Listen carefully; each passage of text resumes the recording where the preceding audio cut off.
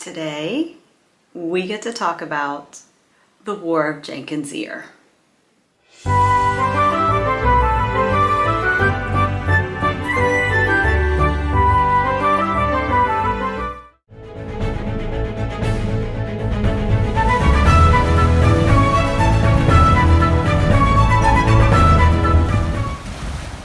Hello and welcome back to my channel. My name is Michelle, and around here we talk about 18th century women's history, history books, historical fiction, and what it's like to be a rookie novelist.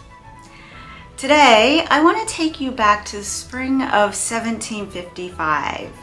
The 7 Years' War is coming to Annapolis. There are a lot of worries about Indian attacks. There's a lot of anti-Catholic tension going on. And out in the harbor is this massive ship, the Centurion. And on the Centurion are colonial leaders who are trying to map out a plan for what they're going to do next in this treacherous wartime. Folks in Annapolis were really excited about the Centurion being in their harbor. In fact, they were getting on their own smaller boats to go check out this massive ship. It was pretty famous because it was the first ship in the Royal Navy to actually circumnavigate the globe, and it had done so under the command of George Anson. On that trip was Augustus Keppel, and he was now the commander of the Centurion as it sat in the harbor outside of Annapolis. So let's go back even further to the spring of 1731. Robert Jenkins is out on his smuggling ship and he gets hijacked by the Spanish Coast Guard. They end up cutting off his ear and giving it to him to take back to his king. Instead, in 1738, he takes his ear to Parliament, and Parliament sees this as a good enough reason to go to war with Spain. And that is how the Centurion began its auspicious adventures. George Anson took command of the Centurion in 1740. He was known as a calm and steady leader who really did earn the respect of his sailors. And with him was 15-year-old Augustus Keppel, who was absolutely enamored with this ship that he was on. Anson was charged with taking 5 warships across the Atlantic Ocean, around Cape Horn, and then around the globe. And while he was doing this, he was supposed to attack and loot any Spanish ships that he encountered. But the first thing that they encountered was disease. The plague of the sea, we know it as scurvy. Of the 500 men who started on the Centurion, 300 of them would die of scurvy. Getting around Cape Horn was no small task. Massive waves were beating on these ships. It was freezing. Ice, snow, hurricane winds, and George Anson knew that this could be a problem, so he had a plan for what would happen if his ships got separated. And they did. And this is where I want to take just a second to recommend a book, The Wager.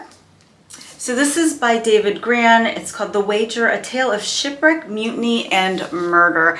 This is such a great read. I would say it's fun, but I'm not sure that it can be fun.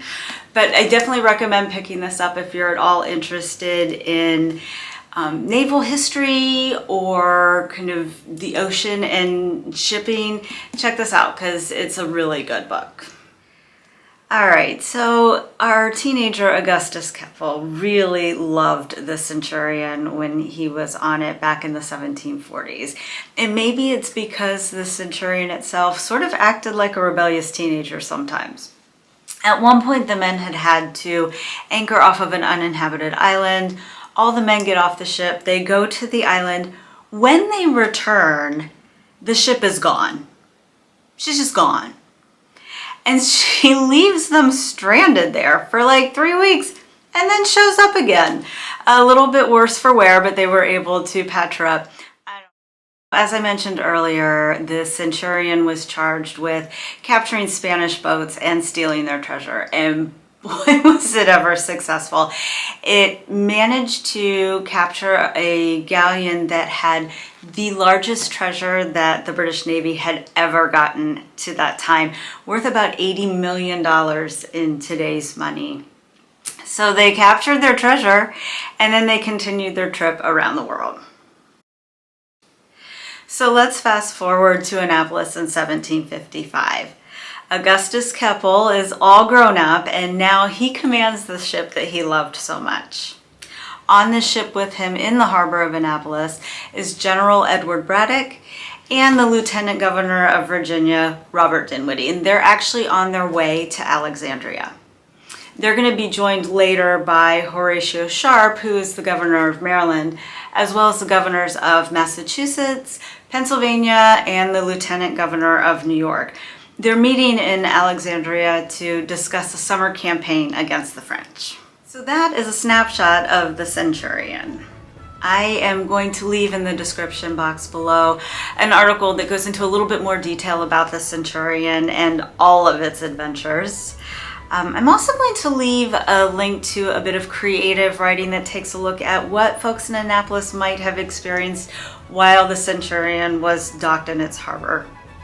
And I'll also leave a link to that book I mentioned earlier, The Wager, so if you're interested in checking that out, there will be a link to purchase that as well. And also go to your library, you could probably get it there. So as always, thank you for getting nerdy with me, and I will see you in the next video.